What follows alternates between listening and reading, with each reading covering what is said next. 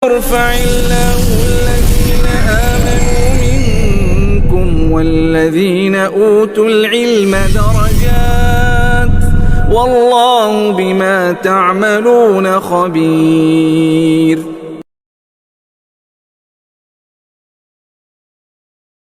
Bismillahirrahmanirrahim.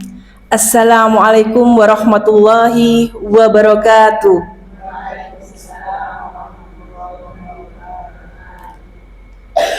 Pergi ke taman, memetik melati. Cakepnya lemes. Yang seru dong. Saya ulang ya. Pergi ke taman, memetik melati. Indah tercium, harum mewangi.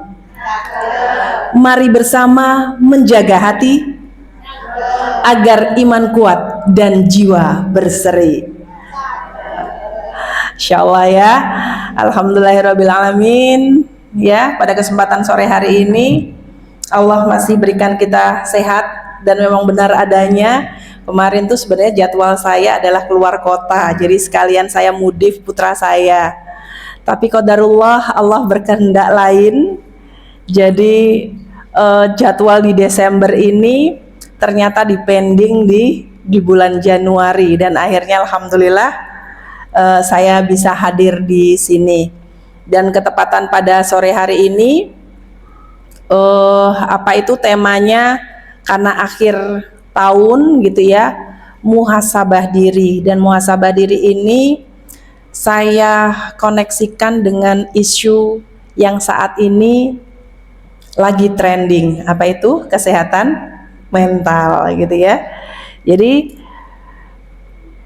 sebelum kita berfokus pada bagaimana diri kita masing-masing, saya pingin bunda-bunda semuanya bisa menyebutkan, mumpung yang hadir cuma sedikit, artinya masih ada waktu, kalau hanya menyebutkan 3 hal saja.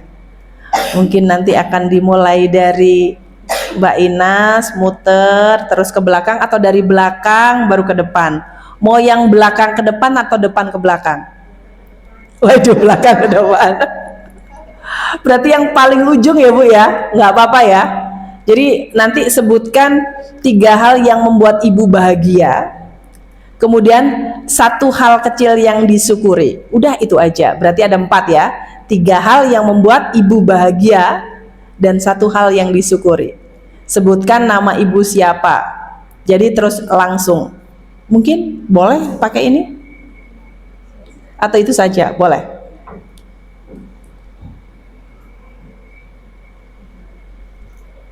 Enggak apa-apa.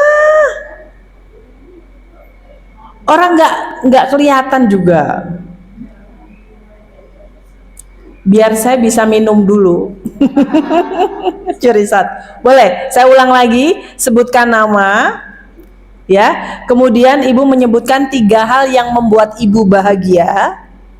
Diri Ibu ya, bukan Ibu yang lain ya. Diri Ibu bahagia, dan 1 hal kecil yang Ibu syukuri saat ini. Oke, silakan. Sambil saya kenalan gitu. Saya izin minum ya.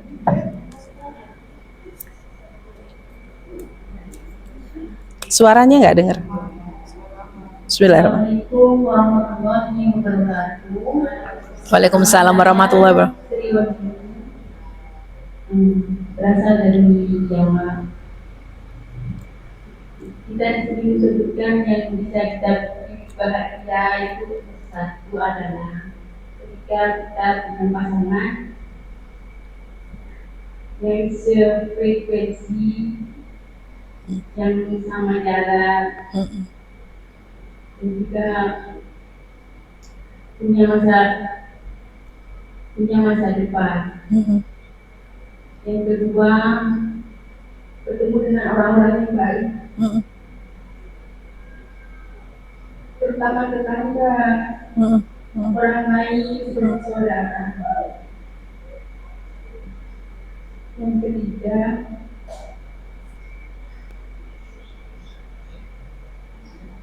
bertemu dengan bos yang baik, dan juga bahagia Ya. seluruh saya. Terima kasih. Satu hal yang disyukuri? Satu hal yang disyukuri oleh Ibu. Yang membuat saya bersyukur hari ini adalah saya masih diberikan kesempatan, diberikan kesehatan, yang panjang, Amin, amin. dan berada di masjid hari ini. Amin. Amin, amin ya Allah. Terima kasih banyak. Assalamualaikum warahmatullahi wabarakatuh. Waalaikumsalam warahmatullahi wabarakatuh.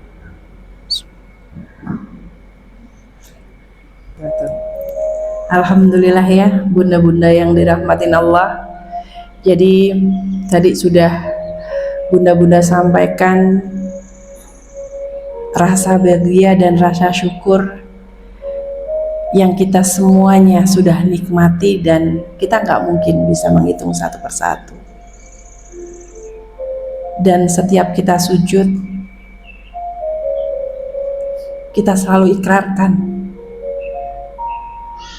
asyhadu an la ilaha illallah wa asyhadu anna Muhammadan Rasulullah.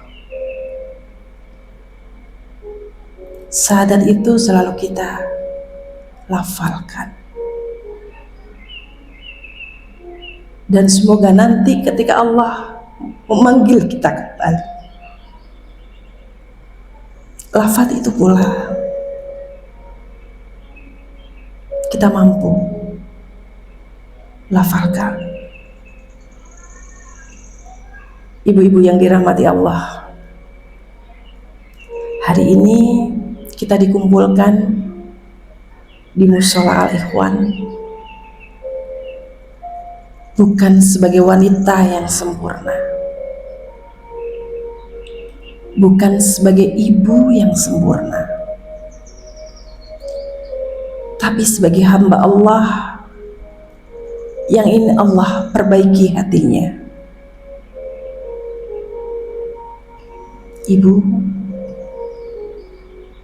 seringkali kita di depan banyak orang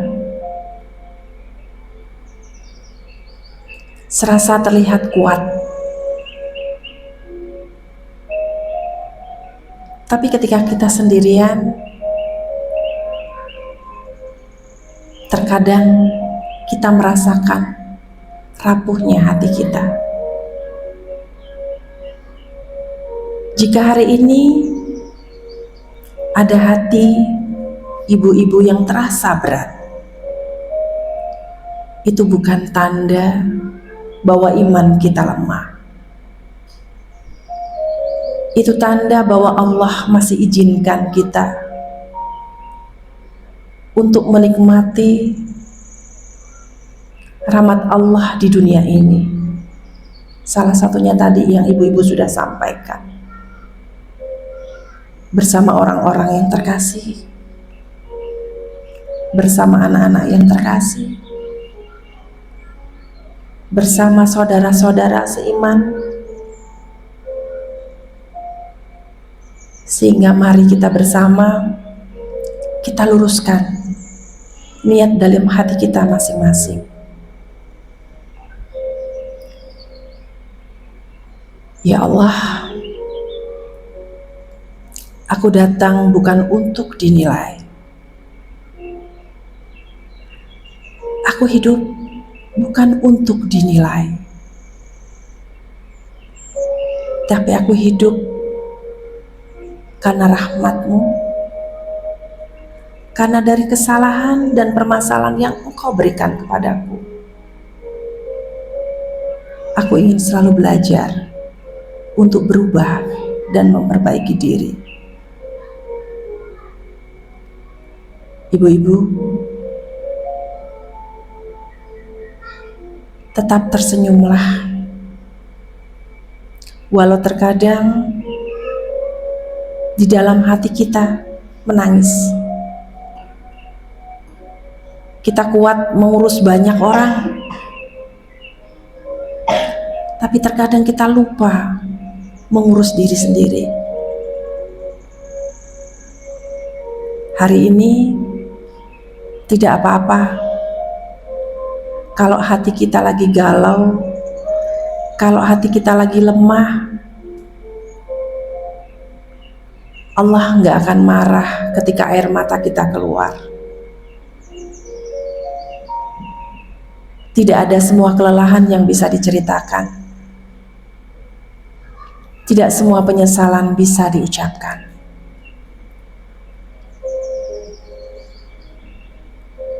Dan itu semua cukup bagi kita untuk selalu bersujud dan bersyukur pada Allah.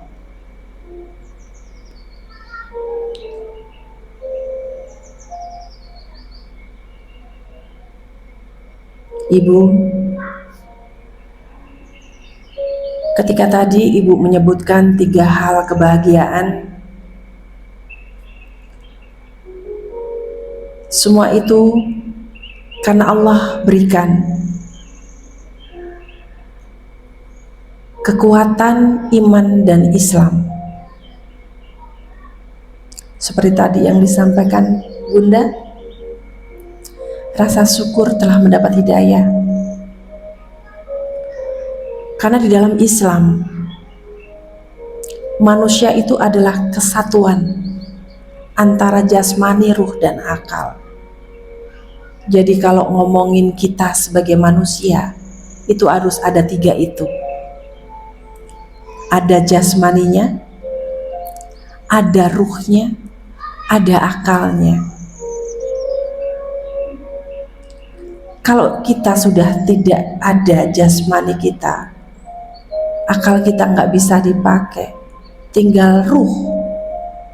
Artinya apa? Kita sudah tidak ada dunia. Dan untuk itu Allah lengkapi dengan Al-Quran yang mengarahkan diri kita manusia untuk menuju mutmainnah. Jadi Al-Quran itu adalah sumber apa? Ketenangan diri, ketenangan jiwa, makanan ruh kolbu kita, makanan jasmani kita, terutama apa? Verbal kita. Karena ibu-ibu, ya saya sendiri ini, ya dalam ilmu psikologi kalau dikatakan bahwa wanita itu harus mengeluarkan kata-kata lebih dari berapa? 2.500 atau 25.000. Ya, supaya kata-katanya itu bermakna, terbiasa. Makanya Allah berikan Al-Quran supaya bisa ngontrol, bisa mengendalikan.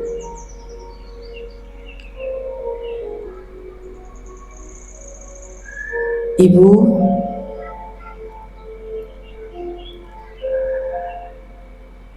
ada kata yang pernah keluar dan ingin kita tarik kembali, betul?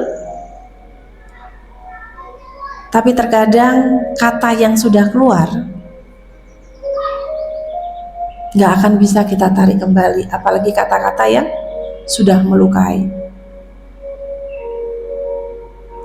Mulut ini lebih tajam dari niat yang ada di hati. Kita sering marah pada siapa? Kepada diri sendiri kah? Kepada anak-anak kita kah? Kepada pasangan kita kah?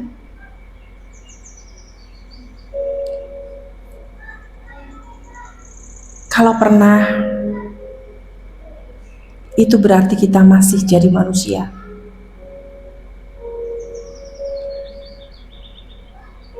Jadi kalau saat ini saya didaulat untuk materi muhasabah, sebenarnya muhasabah itu bukan untuk menghukum diri kita,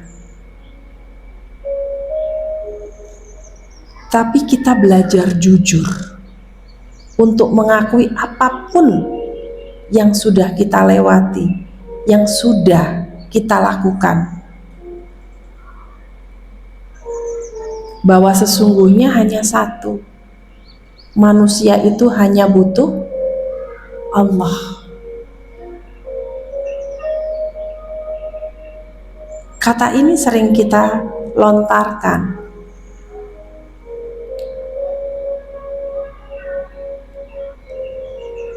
dan ketika kita melakukan kesalahan-kesalahan yang terjadi dalam kehidupan kita sehari-hari,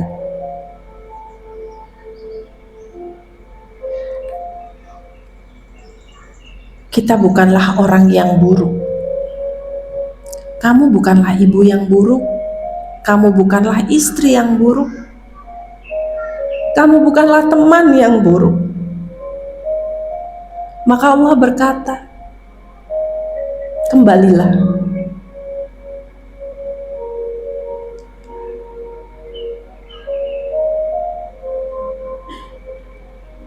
Bismillahirrahmanirrahim. Ya ayyuhalladzina amanu, wahai orang-orang yang beriman. Ya ayyuhalladzina amanu taqullaha, bertakwalah kepada Allah. Hanya itu yang diminta Allah. Untuk apa, Bu? Takwa.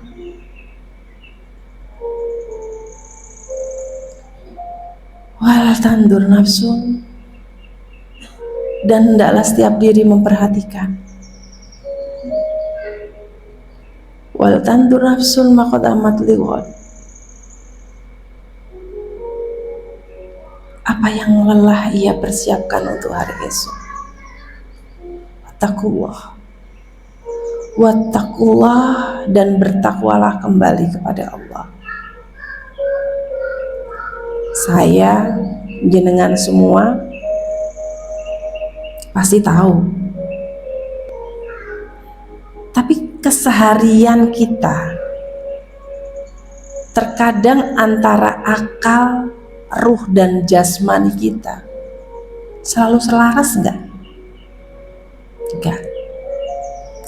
Lebih banyak selarasnya sama siapa?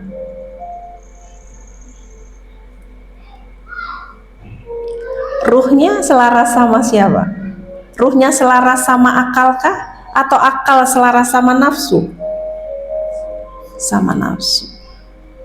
Saya pun masih belajar, Ibu.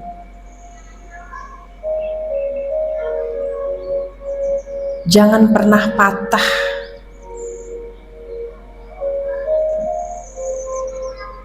Innallaha khabirum bima ta'malun. Sesungguhnya Allah mengetahui apa yang kita lakukan.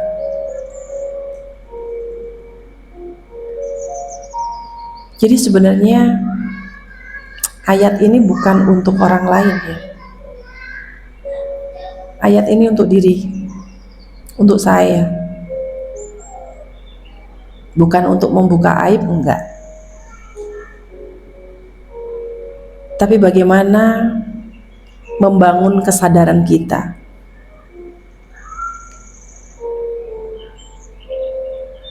Dalam psikologi Islam,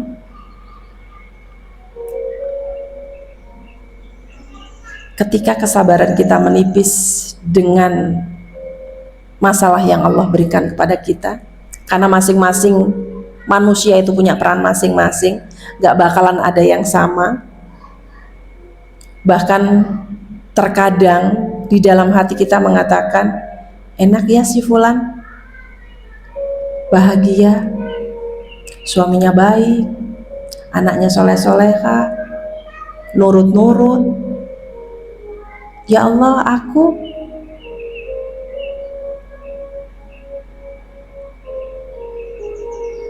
sehingga kesabaran yang dimiliki oleh kita terkikis.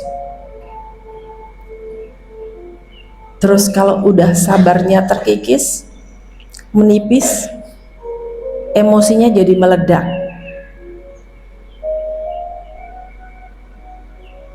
Dan akhirnya kalau sudah emosi meledak, yang paling dahsyat keluarnya dari mana?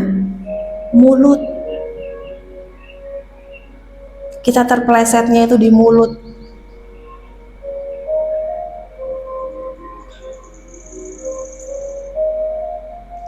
Jadi bukan karena kita jahat ya ibu-ibu,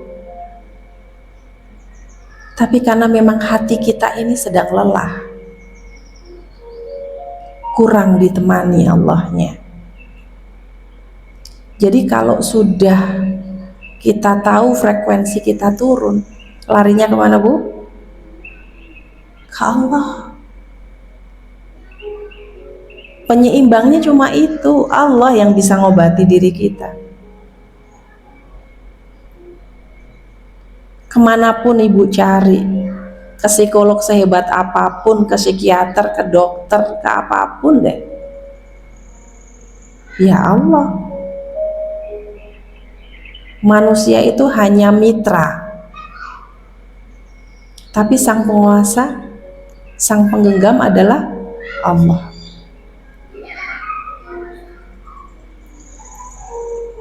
Ibu, kapan terakhir marah? Barusan ya. Berapa detik, berapa jam? Ya. Ada nggak satu hari yang terkadang kita ngelewati nggak marah gitu? Ada ya? Oh nggak ada?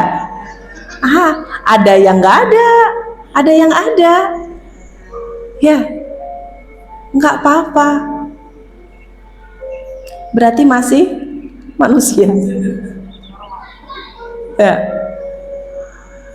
Kalau masih satu hari nggak marah, terus satu hari berikutnya ada marahnya sedikit, enggak. Tapi kalau setiap hari marah, itu udah tanda-tanda itu kelelahan mental. Ya, tanda-tanda kelelahan mental. Karena kalau dibilang mental itu sehat, keimanan itu sebagai identitas, ya, gak akan membuat kita gak percaya diri. Kenapa dikatakan iman sebagai identitas? Karena dari keimanan kita selalu mengingat Allah dalam kondisi apapun. Dalam penelitian, ya, salah satu skripsi yang saya cuplik judulnya, pengaruh zikir terhadap penurunan tingkat stres. Ya benar adanya, udah diteliti. Ketika kita zikrullah, menyebut Allah, balik lagi bahwa manusia itu harus ada apa? Jasmani, berarti fisik kan? Terus ruhani, kemudian akal. Zikirnya ya pakai itu. Jangan zikirnya cuma jasmani aja. Kalau jasmani berarti kan bibir kita, Allah, Allah, Allah, nggak masuk di ruhnya, akalnya juga nggak nyambung. Jadi zikirnya akhirnya nggak menurunkan stres, malah membuat stres. Allah, Allah, Allah. Yang kayak gitu aja masih Allah kasih loh, sisipkan, masih turunkan stres itu. Yang kedua adalah sholat. Ternyata sholat itu menjaga regulasi emosi, dan benar kata Quran, ketika sholatmu benar akan merubah jiwa dan perilakumu. Berarti kalau diri kita, ini nohok Bu sama saya, bukan pada jenengan loh ya, kalau nggak merubah itu berarti sholatku hanya formalitas. Makanya sama Allah kenapa? Ya terus diulang-ulang, diulang hingga akhirnya baik. Makanya ada pepatah mengatakan apa? Lebih baik sholatnya bolong-bolong daripada tidak sama sekali. Tapi lebih baik ya jangan tinggalkan sholat, karena sholat adalah tiangnya agama. Terkadang kan gitu, aduh nunggu deh, bacaanku bagus dulu, baru ntar aku sholat. Ada nggak yang begitu? Allah kan maha tahu. Ya terus aja sebisanya dilakukan hingga Allah perbaiki. Dan dengan tadabbur thalibul ilmi gitu loh. Jadi seperti itu ya. Dan itu pun ada penelitiannya. Bahwa keteraturan sholat dalam kemampuan emosi regulasi pada dewasa itu sangat terlihat. Orang yang sholatnya benar biasanya apa? Sabar. Kalau kena badai cuma senyum dan dia dikatakan apa? Alhamdulillah. Kita belum ya Bu ya di situ ya. Astagfirullahaladzim.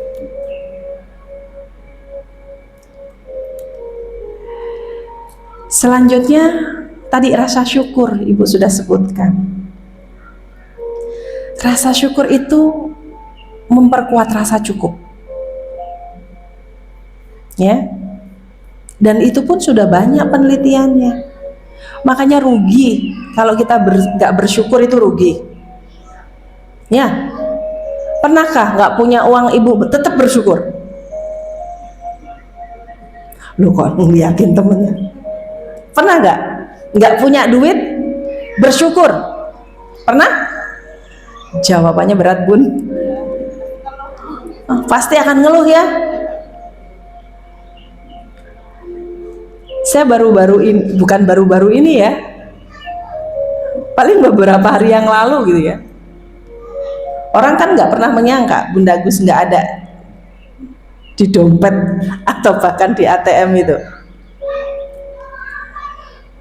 Saya tuh juga heran kok, alhamdulillah kok ya. Saya bilang, masya Allah, alhamdulillah gitu. Dan saya kok nggak ada rasa galau ya. Itu yang saya syukuri. Tapi orang masih mengira saya punya duit, bahkan suami dan anak-anak saya masih mengira punya duit. Berarti apa? Saya kaya. Dan itu adalah bagian dari doa. Dan alhamdulillah nggak pakai 2 hari kayaknya, Allah isi kembali.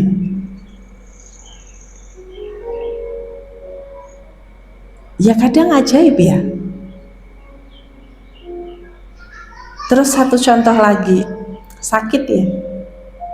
Kan saya sudah pernah cerita ya, saya sakit terus lagi dikasih sakit, jenengan sakit. Karena sombongnya saya. Jadi sebenarnya faktor U juga ya. Jadi ketika usia sudah bertambah gitu ya, ya ini alasan saya aja, analisis saya pribadi, nggak semua psikolog kok kayak saya gitu lah. Jadi kalau saya stres itu saya gatel Bu, karena saya itu kurang minum, terus kemudian saya kurang merawat diri saya, sehingga kulit saya kering. Jadi kan kalau gatel digaruk jadinya luka, ya memer merah. Qadarullah, pemicunya itu hanya apa? Ketika saya terapi, kemudian ada anak tersebut itu nggak sengaja, bukan tantrum ya. Tantrum nggak ya? Ya tantrum lah ya. Terus nendang itu kena poros kaki saya yang lagi memar tadi, yang saya garuk kering itu. Nggak terlalu sakit sebenarnya. Ya ketika ditendang itu sakit gitu loh. Tapi dibandingkan saya pernah tantrum dengan anak yang lebih itu tuh, yang hampir membahayakan jiwa saya, itu nggak ada apa-apanya gitu ya. Saya biarkan itu. Entah kenapa apa ya, akhirnya merah, kemudian bernanah gitu. Terus karena bernanah kan saya nggak berani kutik-kutik ya, saya biarkan. Nah ternyata semakin membengkak. Nah saya pikiran saya, oh ini karena saya stres. Kan saya sudah menerima stres gitu. Psikolog kan boleh stres, jangan salah, psikolog juga manusia gitu. Dan qadarullah semakin bengkak dan saya tidak bisa jalan kaki. Tapi sebelumnya, karena salah satu guru saya itu perawat, saya tanya, Mbak, ini nih nggak apa-apa kan? Bilang gitu. Aduh bunda nggak kena gula ya? Gitu.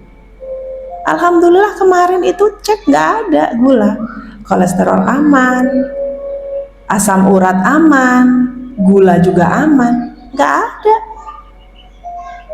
Gimana? Kan kebetulan dia ngerawat ayahnya juga yang lagi diabetes. Bunda dibawa ke rumah sakit, katanya gitu. Orang nggak apa-apa, bilang gitu.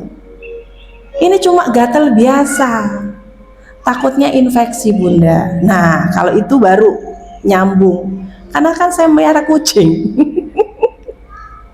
Ya entah debu entah apa ya. Tapi di situ ada kesombongan saya. Jadi setelah kejadian saya nggak bisa jalan 10 hari Bu. Akhirnya saya refleksi, dan pas nggak bisa jalannya tuh pas galungan, nggak ada dokter. Dan itu sudah benar-benar wow, luar biasa. Kok bisa ya kayak gitu, saya bilang itu. Ke dokter dipanggil, harus satu-satunya ke UGD, tapi nggak tahu ya, hati saya bilang jangan ke UGD, saya bilang itu, nunggu aja deh hari Senin. Alhamdulillah hari Senin saya ingat saya pernah punya klien yang dokter spesialis kulit, saya telepon, dok praktek sana, bun, untung segera dibawa, kalau enggak bunda pasti suruh ngamar. Kok bisa? Saya nggak punya gula, saya nggak punya ini. Iya, ini infeksi bun. Diperiksa, dihitungkan, dibersihkan. Udah, bunda nggak boleh turun dari tempat tidur. Kalau mau cepat, kalau enggak nanti kalau enggak nurut katanya gitu. Jadi ya sudah, ngamar di rumah sakit. Enggak sudah. Berarti saya pas ya saya di sini. Kesombongan. Itulah cara Allah. Kecil loh Bu. Kita sering terpeleset pada hal yang kecil, bukan hal yang besar. Dan saya bersyukur juga. Saya pernah sombong, akhirnya saya belajar. Jadi apapun yang Allah berikan ke kita itu adalah proses pembelajaran. Yang terpenting kita nggak kelewatan aja. Oh nggak boleh sombong, wong kita manusia, ada nafsunya, kita bukan malaikat. Cuma kita mampu tuh, kita mampu belajar dari apa ya kita lalui. Selanjutnya, tawakal itu meredakan overthinking Bu. Siapa yang sering overthinking? Ya. Jadi ada penelitian mengatakan bahwa tawakal yang tinggi itu memiliki tingkat overthinking lebih rendah. Karena tawakal itu bekerja melalui mekanisme acceptance letting go. Artinya apa? Penerimaan diri untuk lepas. Kalau bahasanya kita tuh ikhlas. Ada yang sudah lulus, ternyata sudah lulus sama Allah dikasih lagi. Berarti itu apa? Tingkatnya lebih tinggi. Tawakalnya suruh naik level, tapi terkadang kita dinaikkan level bilangnya apa? Ya Allah belum aja sempet nafas, padahal udah nafas terus ya. Nah Ibu, jadi apapun yang pernah terjadi dalam kehidupan kita, lelah ibu bertahun-tahun itu selalu niatkan untuk Allah, supaya lelahnya apa? Saksi kita nanti di hari yaumil akhir. Udah ibu niatkan dah. Kita kan punya pintu-pintu surga banyak. Terima kasih. Jadi ibu boleh milih. Ya Allah, kalau aku tidak sempurna di sholat 5, dia kan sholat 5 waktu ya, sholat tahajudku, sholat sunnahku misalnya gitu. Semoga yang kecil ini misalnya ngabdi lah sama suami, atau misalnya sabar dengan kelakuan anak yang Masya Allah mungkin nggak sama dengan anak tetangga gitu ya, itu juga menjadi pintu kita gitu loh. Jangan pernah menilai itu karena kita nggak tahu. Kan sudah banyak contohnya, seorang pelacur dia memberikan minuman kepada seekor anjing, ternyata jadi fadilahnya dia dapat rahmat Allah untuk jannah. Jadi apapun diri kita, seburuk, jangan pernah merasa bahwa kita ya Allah buruk. Buruknya boleh untuk muhasabah, untuk menjadi lebih baik gitu loh, tapi bukan untuk meratapi gitu ya, sehingga kita move onnya itu susah. Oke.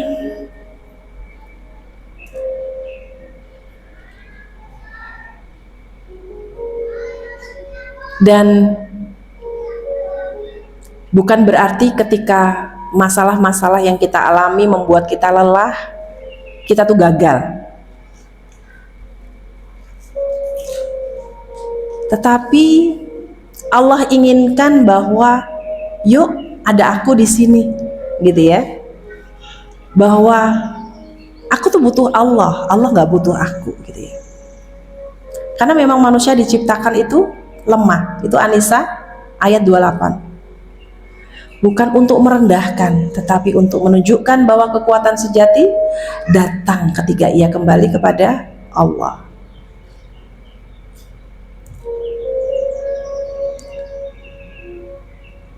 Oke. Nah, ibu-ibu nanti bisa setiap hari, jadi muhasabah itu nggak setahun sekali. Misalnya sebelum tidur 5 menit refleksi kembali, tadi aku bangun tidur ngapain, relasiku dengan suamiku seperti apa, dengan anak-anakku bagaimana, dengan tetanggaku seperti apa. Kemudian tulis doa dan harapan. Cuma kadang-kadang mak rada ini ya kalau nulis gitu ya. Ya, tutup dengan tadarus. Boleh cuma 1 ayat aja tapi tadaburi artinya. Nggak apa-apa kalau masih belum istiqomah. Tapi yang terpenting ada upaya.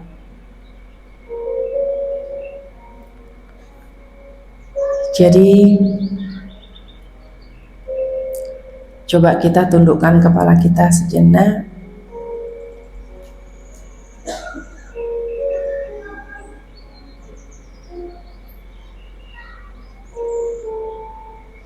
Kita hadiahkan surat Al-Fatihah kepada diri kita. Diri kita, silakan tangan kanan sentuh dada kita, dada kanan kita. Sapa. Boleh pejamkan mata, boleh enggak juga, enggak apa-apa. Sapa.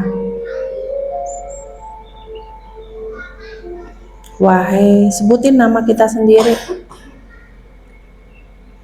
Ajak ngobrol.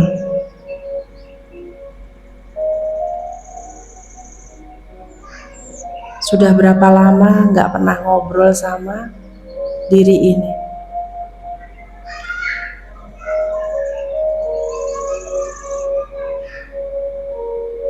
Wahai diriku yang selama ini sudah mendampingiku di usiaku saat ini. Terima kasih.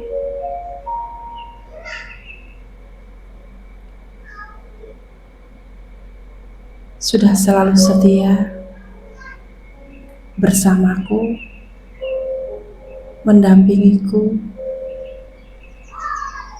dengan suka dan duka.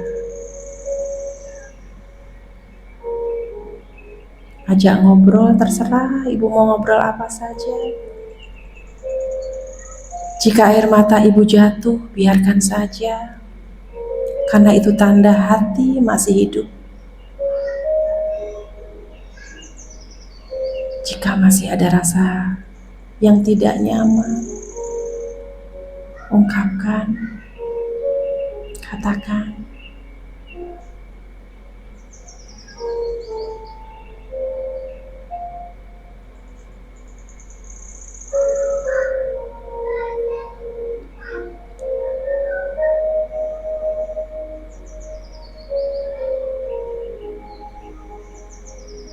Maafkan aku terlalu sibuk dengan urusan-urusan yang di luar.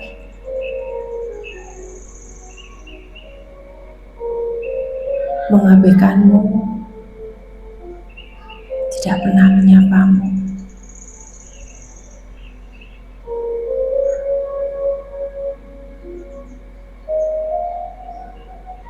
Tanyakan,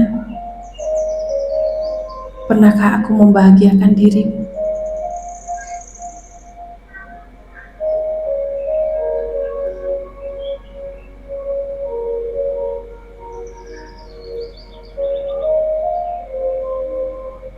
Ibu, Allah Maha Pengampun.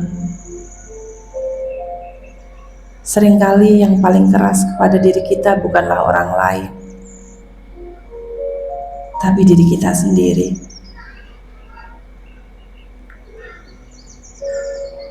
Sapa dan jujurlah.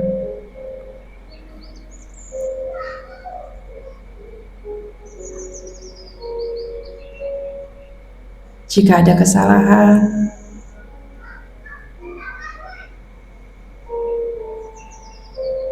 sampaikan dan maafkan. Taubat bukan tentang tidak pernah salah, tapi tentang tidak betah berlama-lama dalam kesalahan. Taubat bukan kalimat yang indah. Taubat itu menyesal, mengaku, ingin berhenti dan ingin berubah walau sering jatuh lagi. Allah tahu ibu tidak selalu kuat,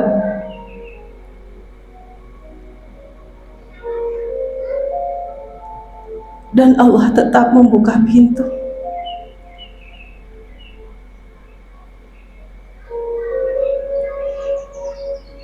Aku belajar memaafkan diriku, karena Allah sudah lebih dulu memaafkanku. Ibu-ibu, kalau Allah saja mau menerima kita kembali, mengapa kita menolak diri kita sendiri? Silahkan ucapkan dalam hati, ya Allah, aku sedang belajar. Aku belum sempurna, tapi aku ingin dekat denganmu.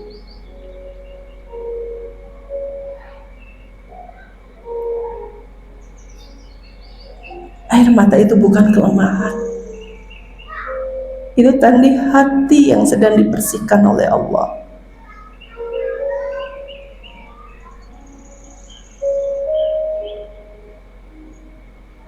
Ya Allah, aku tidak berjanji menjadi ibu yang sempurna. Aku hanya berjanji untuk terus memperbaiki diri sendiri.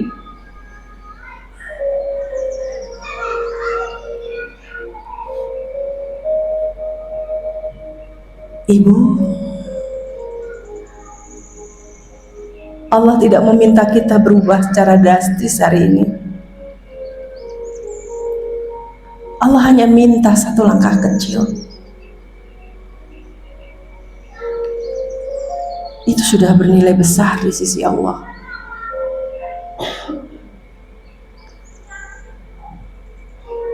semakin peluk dirinya. Ya Allah, ingatkan aku ketika aku marah.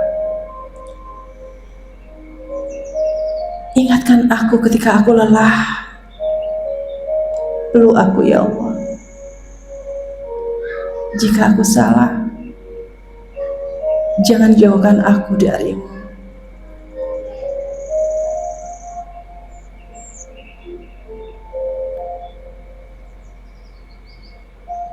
Ayo jujur pada diri sendiri, karena Allah nggak menilai seberapa keras kita berusaha.